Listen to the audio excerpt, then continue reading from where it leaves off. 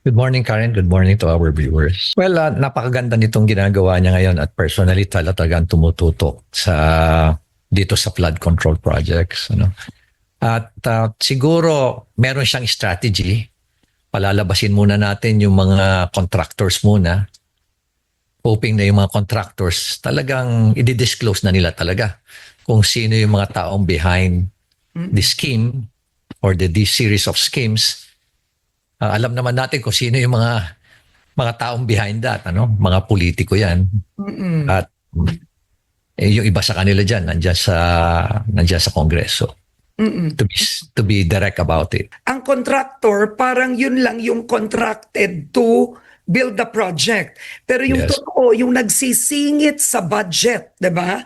Yung nag-aapela, humihingi ng pondo para sa flood control, kongresista yun. Yun ang sumisingit sa budget nun.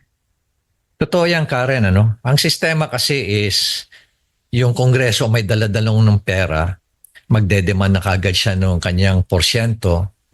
Maraming arrangement. Iba-ibang sitwasyon, maraming scheme eh. Gumagaling na nga sila, no? May mga scheme na behind the project, actually ang kontraktor yung kongresista. Sasabihan na lang niya yung actual na contractor o gagamitin ko na lang yung lisensya mo, 3% lang ang royalty mo ha. Pero bibigyan na lang kita ng isang project dito sa distrito ko, bigyan kita ng multipurpose hall para at least meron kang pagkakakitaan. And at the same time, yung DPWH din, may porsyento rin.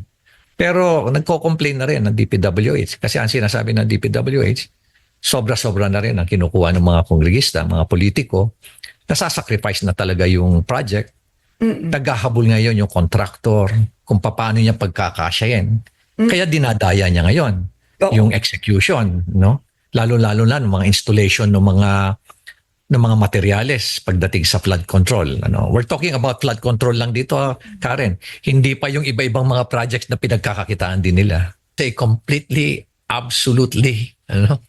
And it's something unbelievable na pwede na lang, sumama ka lang, tapos kung sumama ka lang, you get 777 Or 999. 999. Or Patapos 30-30-30. per sortie.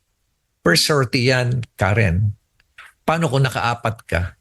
Paano kung naka-anim ka? Yung iba nga, nung naka-anim sila, until nung nalaman na nung ibang mga member ng Congress na pag sumama ka pala, makakatanggap nito, dumami na, nag-volunteer. Kaya ang ginawa nila ngayon, nilimit na lang nila. Sumama ka ng napakaraming sortie, but you only get a maximum of 4. So that's still 4 times 21. That's still 84 million. Yeah. In terms of AKAP, yung mga yan, MAIP. So technically, it really smacks of patronage politics.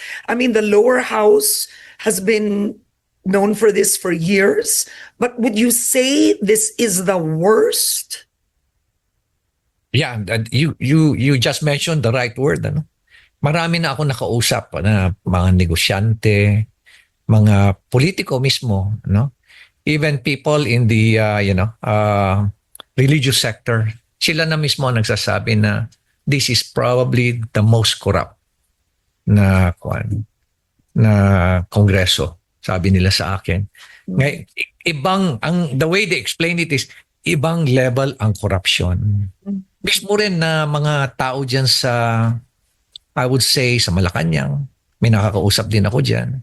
Ganon din ang observation ng mga nasa uniform service. Nakakaiba talaga ang level ng corruption.